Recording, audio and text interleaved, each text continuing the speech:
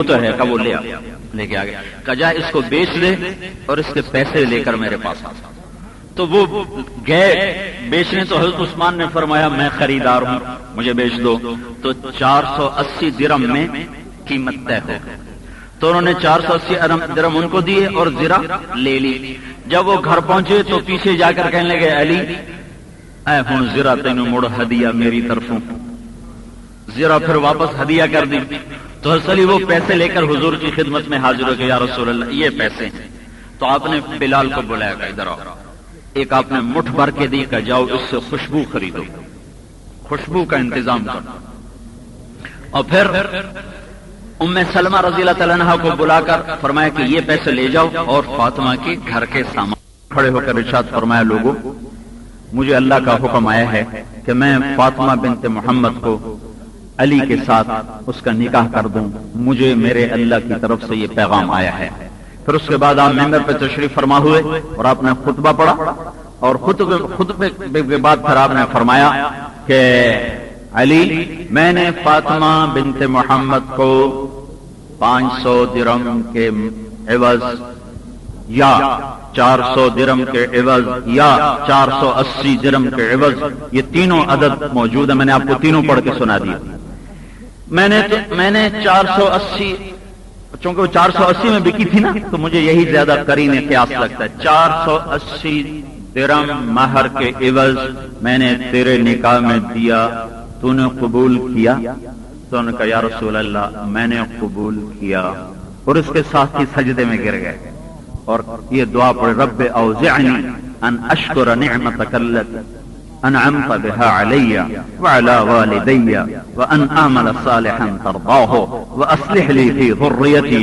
وہیں سجدے میں گر گئے اور قرآن کی یہ آیت ہے میرے مولا مجھے تو توفیق دے کہ میں تیری اس نعمت کا شکر ادا کر سکوں۔ پھر اس کے بعد آپ نے اپنے ہاتھوں سے سب کو کھجور کھلائی، کھجور اور شہد کا شربت پلایا، شہد کا شربت اور کھجور۔ یہ نکاح کی تقریب ہوئی۔ 2 ماہ بعد یہ نکاح ہوا ہے رجب میں یا ذوالقعدہ میں یا ذوالحج میں یا سفر میں، یہ ساری باتیں آپ سارے موجود ہیں، میں نے آپ کو بتا دی۔ 2 مہینے گزرے یا 4 مہینے گزرے یا 6 مہینے گزرے یا 7 مہینے گزرے، یہ ساری روایات موجود ہیں۔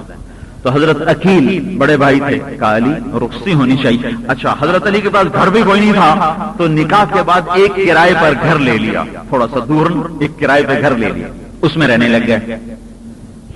تو حضرت عقیل نے کہا کہ اب تو رخصتی ہو جانی چاہیے، کافی دن گزر گئے۔ تو یہ دونوں بھائی حضرت ام ایمن کے پاس، ام ایمن آپ کے باپ کی باندی اور آپ کی ماں دودھ پلایا ہوا، آپ کو 8 عورتوں نے دودھ پلایا ہے، 8۔ دائی حلیمہ کے پاس تو زیادہ عرصہ رہے، لیکن آپ کو 8 عورتوں نے دودھ پلایا، ان میں ایک ام ایمن بھی ہے۔ تو ان کا ہم دونوں چاہتے ہیں کہ فاطمہ کی رخصتی ہو جائے۔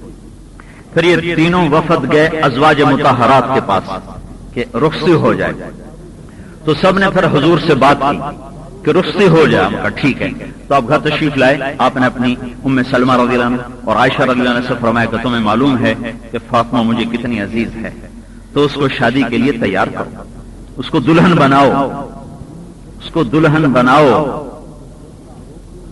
تو پھر حضرت علی رضی اللہ عنہ کا، وہ تو بالکل فقیر تھے، تو پہلے ان کا گھر درست کیا، اس سامان خریدا اور وہاں جا کے بطحا کی وادی سے نرم مٹی جس میں ریت ملی ہوتی وہ ریت کی مٹی لائے، وہ سارے کمرے میں بچھائی گئی، اور ایک کونے میں کھونٹی گاڑ کر کپڑا لٹکانے اور مشکیزہ لٹکانے کے لیے کھونٹی گاڑی، اور اس میں مٹی بچھا کر اور اس پر فرش بچھا دیا گیا۔ تو اس کے بعد حضرت علی رضی اللہ تعالیٰ عنہ اونٹنی پر تشریف لائے، تو آپ نے فرمایا کہ بھائی لوگوں کو جمع کرو۔ پھر لوگ جمع ہوئے، لیکن اس میں کوئی کھانے پینے کی تقریب نہیں ہوئی۔ اس سے ایک دن پہلے جب یہ آپ حضرت علی نے کہا کہ جی رخصتی ہو جائے، تو پھر آپ نے نا ایک مٹھ اٹھا کے پیسے دیے کہ جاؤ کچھ نا پنیر لاؤ، گھی لاؤ، کھجور لاؤ۔